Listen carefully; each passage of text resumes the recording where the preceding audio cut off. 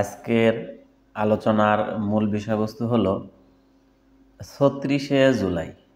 প্রিয় দর্শক শ্রোতা, আমরা সবাই জানি যে জুলাই মাস ৩১ দিনে, কিন্তু বাজার কিংবা রেল স্টেশন, স্কুল কলেজের দেওয়ালে লেখা দেখি ৩৬শে জুলাই। মনে প্রশ্ন জাগে, ৩৬শে জুলাই হয় কি করে? হ্যাঁ, ৩৬শে জুলাই নিয়ে রয়েছে গল্প কাহিনী। একদিন আমি আমার শ্রদ্ধেয় স্যারের সাথে রেল স্টেশন দিয়ে হাঁটতেছিলাম।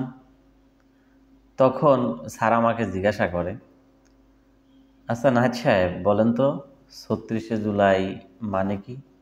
তখন আমি কিছু বলতে পারিনি। স্যারকে জিজ্ঞাসা করলাম, সরি স্যার, আমি তো বলতে পারতেছি না। তো স্যার বিষয়টা বললো, নাহিদ সাহেব আমিও জানি না।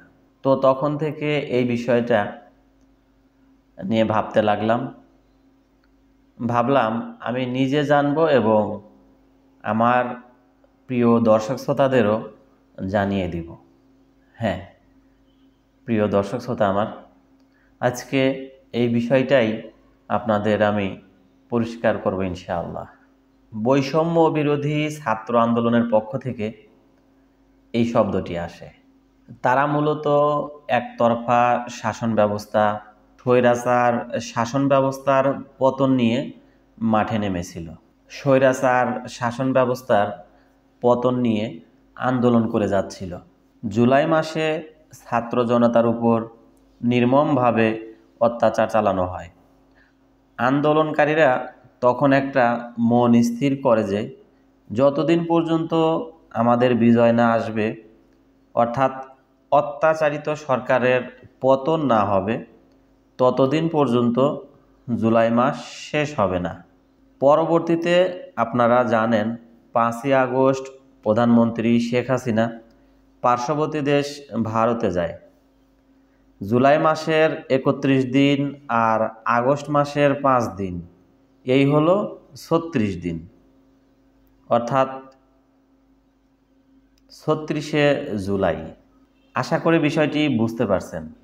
জুলাই মাসের ৩১ দিন এবং আগস্ট মাসের ৫ দিন, এই মোট ৩৬ দিন।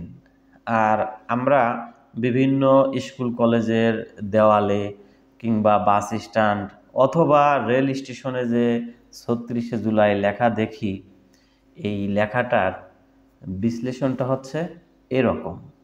আমি অনেক সাক্ষাৎকার শুনেছি এই ছাত্র আন্দোলনের বিভিন্ন সদস্যদের, তারাও একই কথা বলেছে এবং এমন কথা বলেছে যে তাদের বিজয় যদি না আসতো কিংবা যতদিন আমাদের বিজয়টা না আসবে ততদিন এই জুলাই মাস চলতো। তাদের কাছে জুলাই মাস কখনো শেষ হতো না। তো প্রিয় দর্শক শ্রোতা, প্রধানমন্ত্রী শেখ হাসিনা ৫ই আগস্ট যদি পার্শ্ববর্তী দেশ ভারতে না যেত, কি হতো বলুন? এই জুলাই মাস পৃথিবীর ইতিহাসে কতটা সুদীর্ঘ হতে পারত কল্পনা করছেন? তো আমার ভিডিওর মূল বিষয়বস্তু হলো ৩৬শে জুলাই সম্পর্কে বিস্তারিত। আশা করি বিষয়টি বুঝতে পারছেন। তো সবাইকে ধন্যবাদ জানিয়ে ভিডিওটি এখানে শেষ করছি। আসসালামু আলাইকুম।